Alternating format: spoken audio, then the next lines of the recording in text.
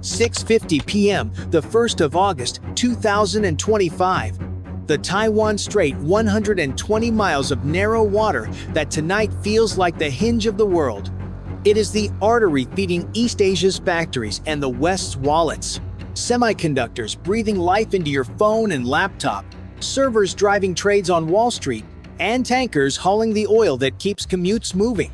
If this corridor clogs, the shock will start as a whisper on shipping screens and end as a shout on every receipt. To the east, the USS Ronald Reagan carves a dark seam through calm water, a nuclear-powered city of steel and discipline. On deck, F-135. Stealth fighters and F-A-118 Super Hornets squat like coiled springs, canopies reflecting the last band of dusk. Around her, Arleigh Burke-class destroyers keep station, their SPY radars peering far past the horizon. The cruiser USS Robert Smalls anchors the shield, its Aegis combat system ready to turn data into decisions in milliseconds. To the west, the Shandong answers with mass and message. JUA-15 second and sleek Ju-120 stealth jets sit ready, tails flicking in the sea breeze.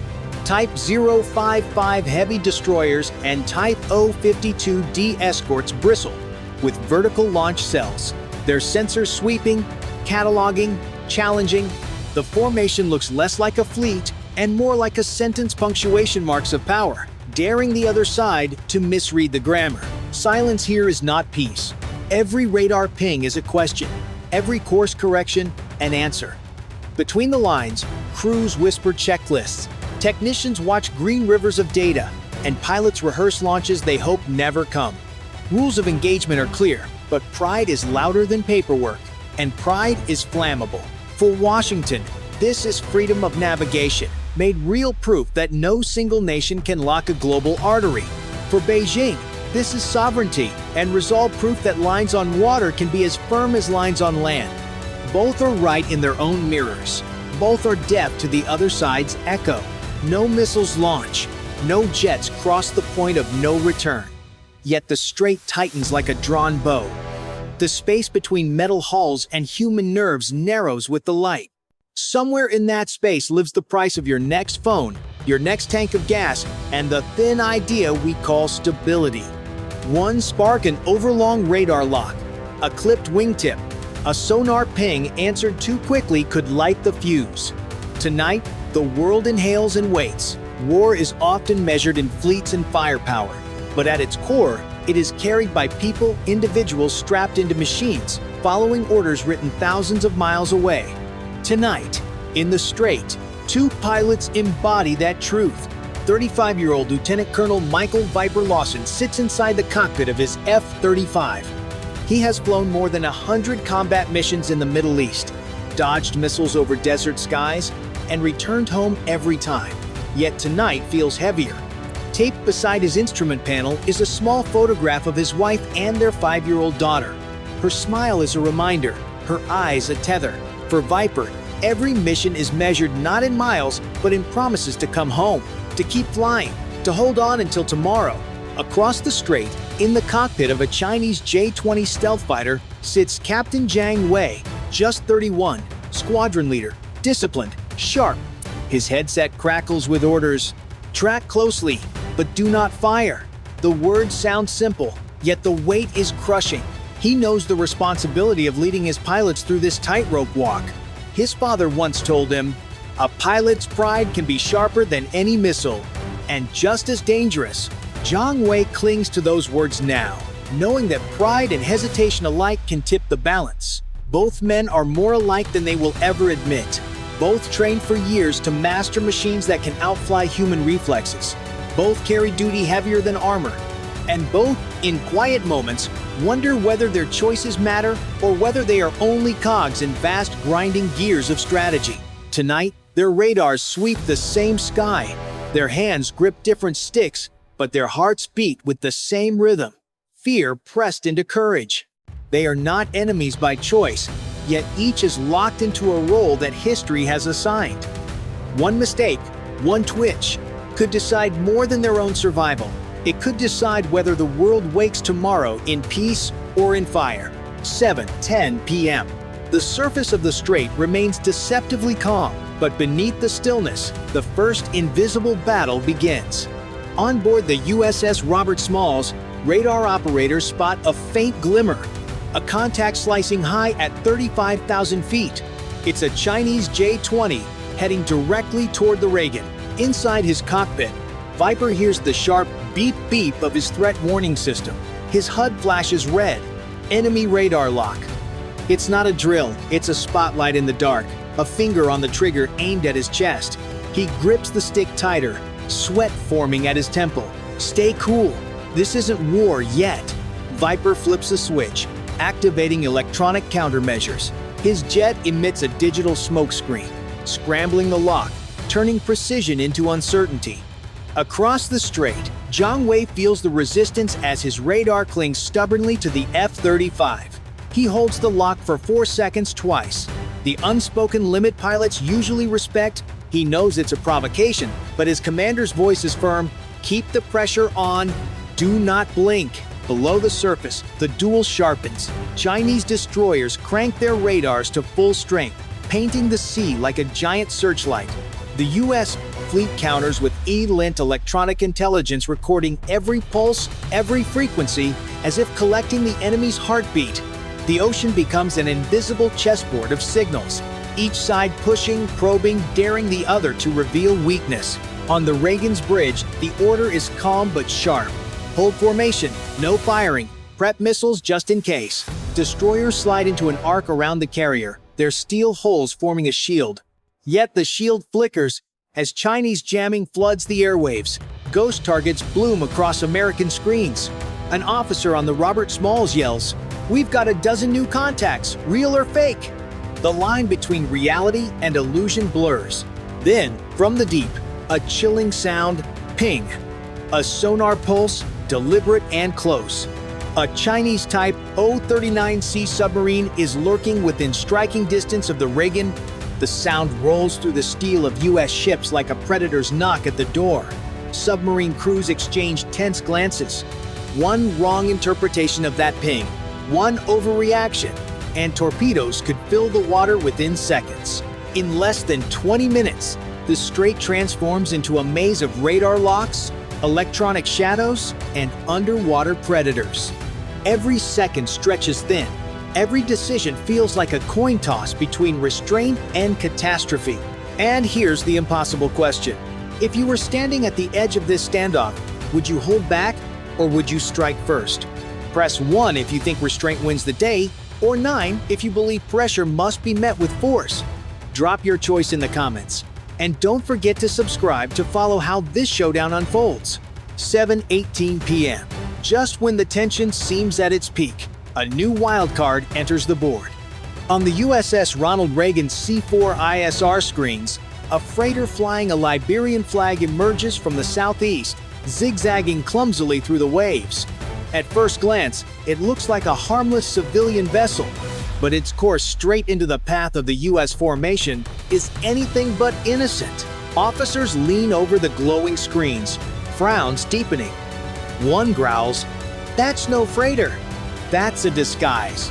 Analysts know the tactic well.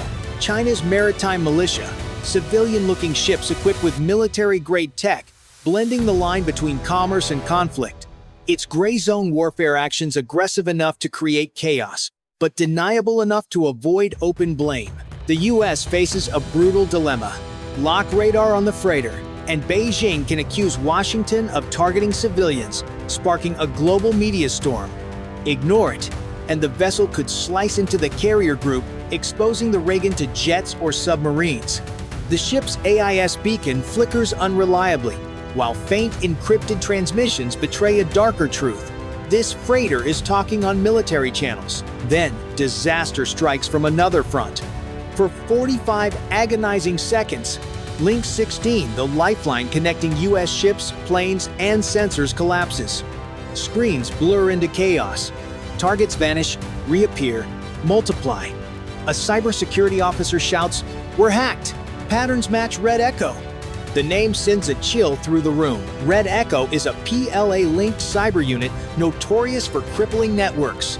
In the cockpit, Viper's HUD fills with phantom bogies. "What am I even fighting?" he mutters, switching to manual radar, a risky move in a sky filled with lies. But across the water, the Shandong suffers too. Its radar flickers, showing phantom American jets swarming where none exist. Confusion reigns on both sides. A whisper spreads among analysts. Could a third player, perhaps Russian hackers, be exploiting this crisis to sow even deeper chaos? Suddenly, the strait isn't just a duel between two powers, it's a battlefield where unseen hands twist the strings. Now the question hangs in the air. If you were on deck, would you see that freighter as a threat or just bait? Press 1 if you'd shadow it cautiously, or 9 if you'd risk calling its bluff. Share your pick in the comments, and make sure to subscribe so you don't miss the next twist of this dangerous game. 7:25 p.m. The strait feels smaller by the second. In his View 35, Viper hears the warning tone rise into a siren, a needle in his skull. Zhang Wei's J-20 flashes past 800 meters, maybe less close enough that wake turbulence slaps Viper's wings. He hauls the stick, lungs crushed under 5.2 Gs, the photo of his daughter shivering against the canopy. One brush of metal on metal here would not be an accident, it would be a match. On the Reagan's bridge, voices flatten into checklists. The weapons officer's finger hovers above the launch guard. The admiral says nothing, and the silence becomes an order of its own. Around the carrier, Berkeley-class destroyers hold a perfect arc, bow waves glinting like drawn knives. Every sensor is alive, every screen a forest of symbols that could, at any instant, turn into decisions no one can recall. Below, the ocean grows predatory. Aboard the USS Hawaii, the sonar room is a cathedral of headphones and held breath. The Type 039C ping grows sharper, then steadier, as if a crosshair has found bone. "They're lining up," the operator says, not loud, just certain. The skipper's hand floats over the torpedo key. Doctrine says deterrence. Instinct says preemption. Neither offers a guarantee, only a different kind of regret. In the high, thin air, the duel becomes electrical. Chinese JGS-16 second rake the formation's edge. American EAE-18 Graham growlers answer with jamming that turns clarity into fog. Ghosts bud on radar like frost. Zhang Wei's scope splits the FY-035 into 3 pale echoes. Which one breathes? He asks himself. Hearing his father, clarity wins in chaos.